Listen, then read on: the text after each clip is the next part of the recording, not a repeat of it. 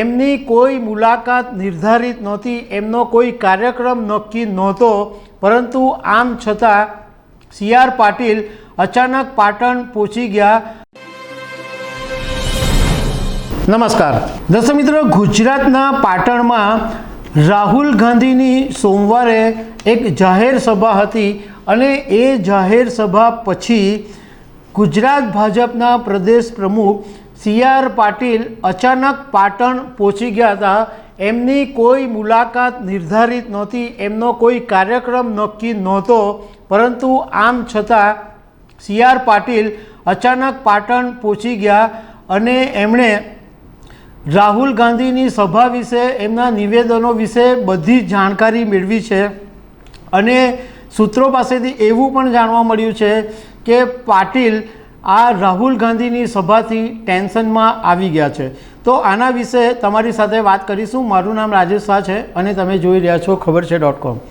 દર્શક મિત્રો, ગુજરાતમાં લોકસભાની ટોટલ 26 બેઠકો છે અને 2014 અને 2019 બંને ટર્મથી આ બધી 26 બેઠકો ભાજપ જીતી રહ્યું છે. અને આ વખતે તો દરેક બેઠકો ઉપર 5 લાખની લીડથી જીતવાનો ટાર્ગેટ પણ રાખવામાં આવ્યો છે. ભાજપને એવી ખબર છે કે બધી બેઠકો જીતી શકાય એમ છે, પરંતુ આમ છતાં દરેક બેઠકોનું માઇક્રો મેનેજમેન્ટ કરવામાં આવી રહ્યું છે.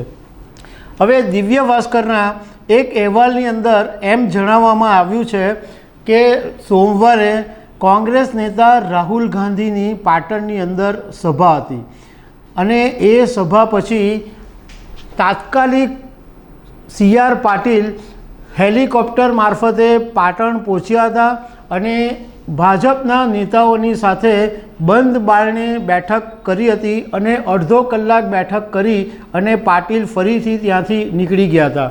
આ અહેવાલની અંદર એમ કહેવામાં આવ્યું છે કે સી.આર. પાટીલનો પાટણ આવવાનો કોઈ કાર્યક્રમ નક્કી નહોતો, એમના કાર્યક્રમની કોઈ જાહેરાત પણ નહોતી કરવામાં આવી, પરંતુ અચાનક સી.આર. પાટીલ આવી ગયા એટલે અનેક તર્ક વિતર્કો સામે આવ્યા છે.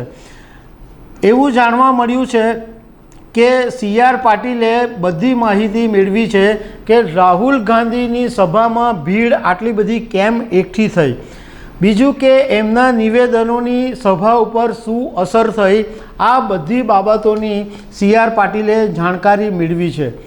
આ બધું કરવા પાછળનું કારણ એટલું છે કે પાટણની અંદર અત્યારે ભાજપ અને કોંગ્રેસ બંને જે ઉમેદવારો છે એમાં જબરી રસાકસી થાય એવા સંજોગો ઊભા થયા છે.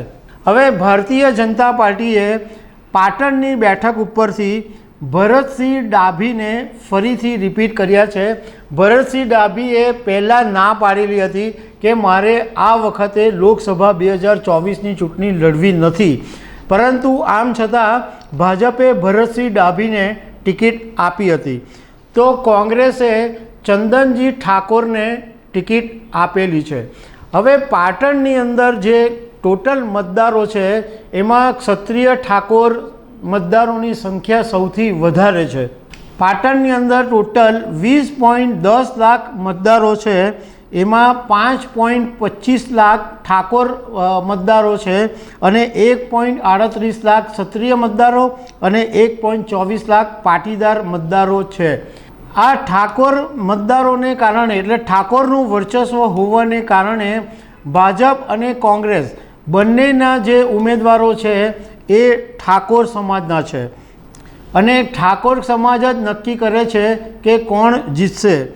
બીજું એક પાટણ બેઠકની ઇન્ટરેસ્ટિંગ બાબત એ છે કે 1991ની અંદર ભાજપને સૌથી પહેલી જીત અપાવનાર કોઈ હતા તો એ ગુજરાતી કલાકાર મહેશ કનોડિયા હતા. મહેશ કનોડિયાએ 1991માં ભાજપને પહેલી વખત પાટણ બેઠક ઉપરથી જીત અપાવેલી છે. હવે સી.આર. પાટીલનું ટેન્શન વધવા પાછળનું કારણ એ છે કે ગુજરાત વિધાનસભા 2022માં આ પાટણ લોકસભા છે એની અંદર ટોટલ 7 વિધાનસભા આવે છે અને આ 7 વિધાનસભામાંથી 4 બેઠકો કોંગ્રેસ જીતી હતી અને માત્ર 3 બેઠકો ભાજપના ફાળે આવી હતી. તો જે પાટણની આજુબાજુ 7 વિધાનસભા છે એમાં વડગાંવ, કાંકરેજ, ચાણસ્મા અને પાટણ, આ જે 4 બેઠકો છે એ કોંગ્રેસ જીતેલી હતી અને સિદ્ધપુર, રાધનપુર અને ખેરાલુ, આ જે 3 બેઠકો છે એ ભાજપે જીત મેળવેલી હતી. એટલે પાટણ બેઠક ઉપર ભારે રસાકસી તો છે જ, પરંતુ અત્યારે એક બીજો મુદ્દો પણ ભાજપને પરેશાન કરી રહ્યો છે કે ક્ષત્રિય સમાજનો જે આક્રોશ છે એ પાટણ બેઠક ઉપર પણ દેખાઈ રહ્યો છે. કારણ કે પાટણ બેઠક ઉપર ક્ષત્રિય સમાજની મહિલાઓ ઉપવાસ પર બેઠી છે, એટલે એક ક્ષત્રિય સમાજના આંદોલનની પાટણ બેઠક ઉપર કોઈ મોટી અસર નહીં થાય એટલા માટે પણ પાટીલનું ટેન્શન વધી ગયું છે. તો દર્શક મિત્રો, આવી અનેક વાતો સાથે અમે તમને મળતા રહીશું. Thank you very much.